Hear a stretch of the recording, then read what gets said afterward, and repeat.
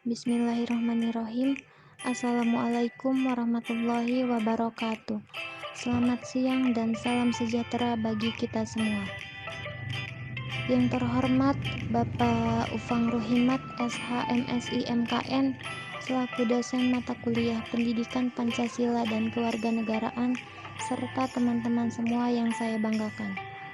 Puji syukur marilah kita panjatkan kepada Allah Subhanahu wa Ta'ala yang telah memberikan berjuta-juta rahmat dan nikmatnya untuk kita semua. Dan tak lupa salawat serta salam semoga tetap tercurah limpahkan kepada junjungan kita, yakni Nabi besar Muhammad Sallallahu Alaihi Wasallam. Perkenalkan, saya Puspita Cahyatara Nintiar, selaku moderator yang akan memandu jalannya presentasi kali ini. Adapun pemateri yang akan melakukan presentasi adalah dari kelompok 3 dengan judul makalah Hak dan Kewajiban Warga Negara Indonesia menurut Undang-Undang Dasar 1945. Namun sebelumnya saya juga akan memperkenalkan nama-nama anggota kelompok 3 terlebih dahulu. Yang pertama ada Ismah Rahmatiyah selaku pemateri pertama. Yang kedua ada Ella Nurlela selaku pemateri kedua. Yang ketiga ada Aji Agustin selaku pemateri ketiga. Yang keempat ada Ayu Yuliana selaku pemateri keempat. Yang kelima ada Yusef selaku pemateri kelima. Dan yang terakhir ada Indah Maulida selaku pemateri keenam. Terkait dengan rangkaian kegiatan presentasi kita kali ini yaitu yang pertama sesi pembukaan, yang kedua sesi penyampaian materi, dan yang terakhir adalah sesi penutup. Baiklah, untuk mempersingkat waktu, mari saja kita masuk ke sesi yang pertama yaitu sesi pembukaan. Marilah kita buka kegiatan presentasi ini dengan mengucapkan lafaz basmalah. Bismillahirrahmanirrahim. Selanjutnya kita akan masuk ke sesi yang kedua yaitu sesi penyampaian materi. Langsung saja kepada saudari Ismah Rahmatiyah, waktu dan tempat saya persilahkan. Baik, terima kasih kepada moderator yang telah memberikan saya kesempatan untuk menjelaskan sedikit tentang landasan teori hak dan kewajiban warga negara Indonesia dalam Undang-Undang Dasar 1945. Dalam Undang-Undang Dasar 1945, hak dan kewajiban warga negara terdapat pada pasal 27 sampai 31. Dari kelima pasal tersebut, terdapat 5 pokok mengenai hak-hak keluarga negara yang terdapat dalam batang tubuh Undang-Undang Dasar 1945, yaitu yang pertama, kesamaan kedudukan dan kewajiban warga negara dalam hukum dan pemerintah. Yang kedua, hak setiap warga negara atas pekerjaan dan penghidupan yang layak. Yang ketiga, kemerdekaan berserikat dan berkumpul, mengeluarkan pikiran dengan lisan dan tulisan, dan sebagainya ditetapkan dengan undang-undang. Yang keempat, kebebasan asasi untuk memeluk agama bagi penduduk dijamin oleh negara. Yang kelima, hak atas pengajaran. Dalam Undang-Undang Dasar 1945 terdapat pasal yang menjelaskan tentang warga negara dan penduduk, yaitu pasal 26 ayat 1 dan 2, yaitu yang pertama, yang menjadi warga negara ialah orang-orang bangsa Indonesia asli dan orang-orang bangsa lain yang disahkan dengan undang-undang sebagai warga negara. Lalu penduduk ialah warga negara Indonesia dan orang asing yang bertempat tinggal di Indonesia. Baik, saya serahkan kembali kepada moderator.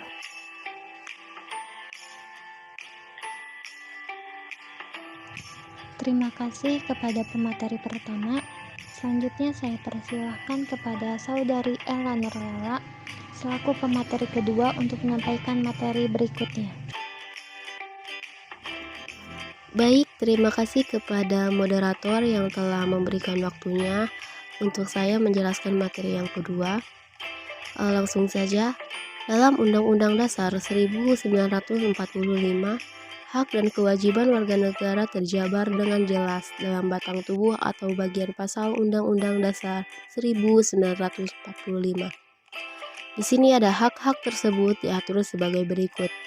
Yang pertama, pasal 27 ayat 1. Hak atas kesamaan dalam hukum dan pemerintahan.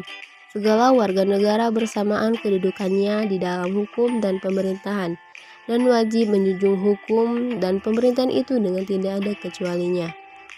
Yang kedua, ada pasal 27 ayat 2, hak atas pekerjaan dan penghidupan yang layak.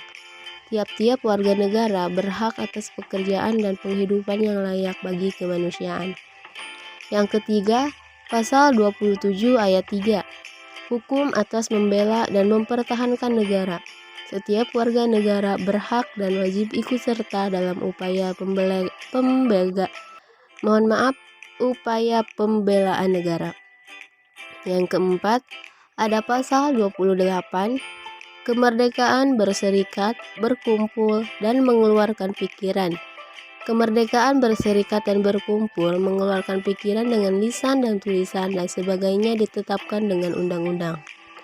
Dan yang terakhir, pasal 28A sampai 28J, hak asasi manusia dalam berbagai bidang. Pasal 28A, hak hidup. Setiap orang berhak hidup, serta berhak mempertahankan hidup dan kehidupannya. Sekian, terima kasih. Lanjut.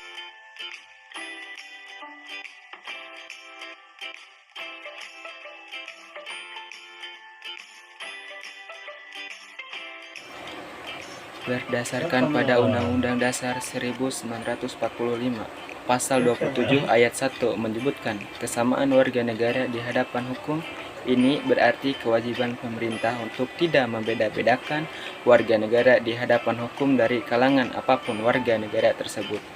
Contoh kasus, seorang warga negara dari kalangan buruh atau pegawai ketika mengajukan sebuah perkara ke pengadilan, maka perlakuannya haruslah sama dengan seorang warga dari kalangan pemilik perusahaan. Pemerintah tidak boleh membedakan pengurusan perkaranya hanya berdasarkan pada kasta atau derajat dari orang yang mengajukannya gugatan. Pada Undang-Undang Dasar 1945 Pasal 27 ayat 2 menyebutkan bahwa tiap-tiap warga negara berhak atas pekerjaan dan penghidupan yang layak demi kemanusiaan. Pada pasal ini, pemerintah wajib menjamin warga negara memiliki pekerjaan dan penghidupan yang layak. Contoh kasus, pemerintah wajib menciptakan lapangan pekerjaan sebanyak-banyaknya agar menyerap banyak tenaga kerja sehingga meminimalkan angka pengangguran. Pemerintah menentukan upah minimum regional untuk setiap masing-masing daerah.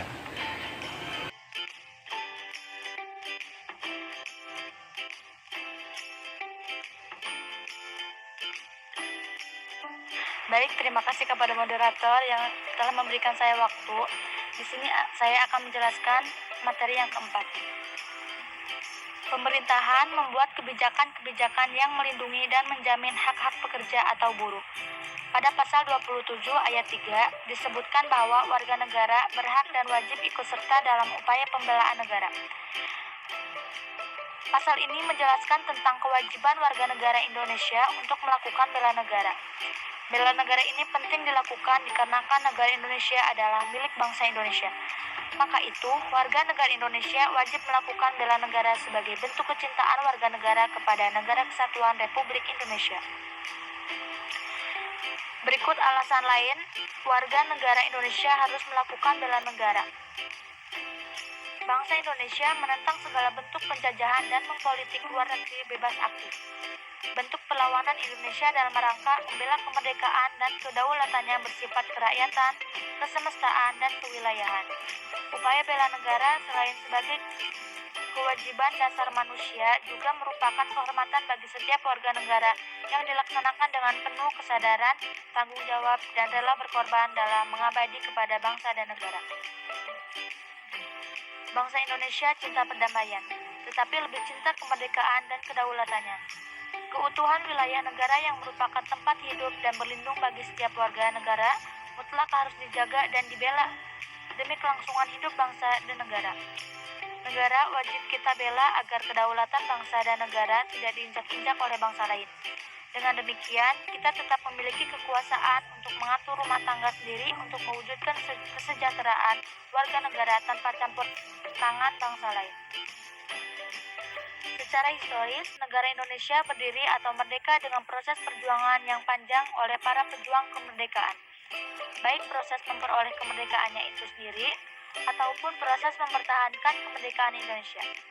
Maka kita sebagai generasi penerus bangsa wajib ikut melaksanakan bela negara guna tetap meneruskan perjuangan bangsa Indonesia agar tetap berdaulat, mempertahankan dan sekaligus mengisi kemerdekaan demi tegaknya Negara Kesatuan Republik Indonesia.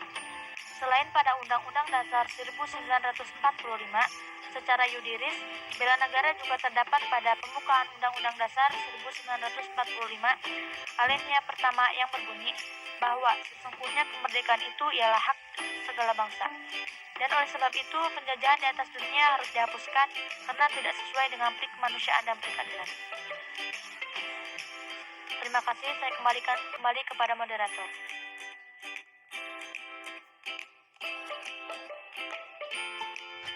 Terima kasih kepada pemateri keempat. Sekarang saya persilahkan kepada pemateri kelima untuk menyampaikan materi berikutnya. Kewajiban dan hak warga negara Indonesia. Pertama, tunduk dan taat kepada pemerintah dan segala ketentuan hukum atau perundang-undangan yang berlaku. Kedua, mendahulukan kepentingan umum negara di atas kepentingan pribadi atau golongan. Ketiga, melakukan tugas pembelaan negara. Keempat, menjaga dan memelihara keamanan dan ketertiban nasional.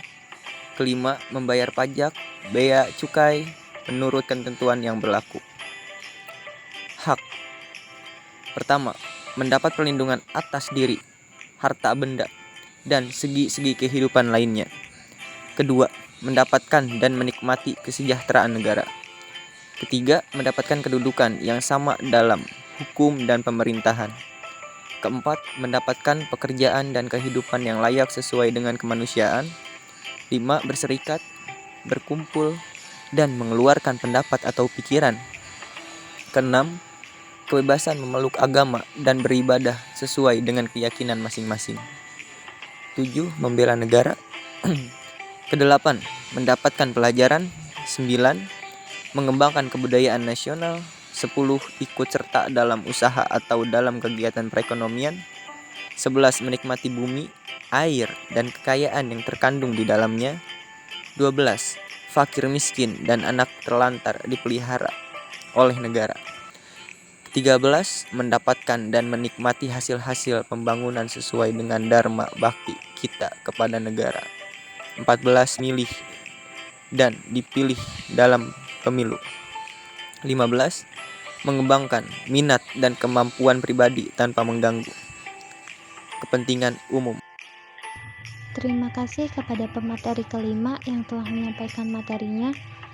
Selanjutnya saya persilahkan kepada pemateri terakhir kita, yaitu Saudari Indah Maulida untuk menyampaikan materi berikutnya. Baik, terima kasih kepada moderator yang telah memberikan saya waktu. Saya di sini akan menjelaskan materi terakhir tentang pemerintahan negara Republik Indonesia antara lain sebagai berikut. 1. Melindungi segenap bangsa dan seluruh tumpah darah Indonesia. 2. Memajukan kesejahteraan. 3. Mencerdaskan kehidupan bangsa. 4. Mewujudkan ketertiban dunia yang berdasarkan kemerdekaan, perdamaian abadi, dan keadilan sosial. 5. Mempertahankan kemerdekaan dan kedaulatan negara. 6. Melihat keamanan, ketertiban, dan ketentraman kehidupan bangsa dan negara. 7. Menghormati dan melindungi hak asasi warga negara. 8. Menegakkan hukum dan keadilan sesuai dengan ketentuan yang berlaku. 9. Membuat dan mencabut kebijakan demi pelaksanaan pemerintah negara. 10. Melaksanakan program pembangunan nasional. Baik, terima kasih. Saya kembalikan kepada moderator. Terima kasih kepada Saudari Indah Maulida selaku pemateri terakhir yang telah menyampaikan materinya dengan baik. Baiklah teman-teman semua, serangkaian materi telah disampaikan oleh kelompok 3. Sekarang kita akan masuk ke sesi yang terakhir, yaitu sesi penutup. Kepada yang terhormat Bapak Upang Ruhimat SH MSI MKN serta teman-teman semua, demikianlah kegiatan presentasi kelompok 3 kali ini. Saya selaku moderator meminta maaf atas segala kesalahan. Mari kita tutup kegiatan hari ini dengan mengucapkan lafaz hamdalah. Alhamdulillahirabbil alamin. Demikian saya akhiri. Terima kasih. Wassalamualaikum warahmatullahi wabarakatuh.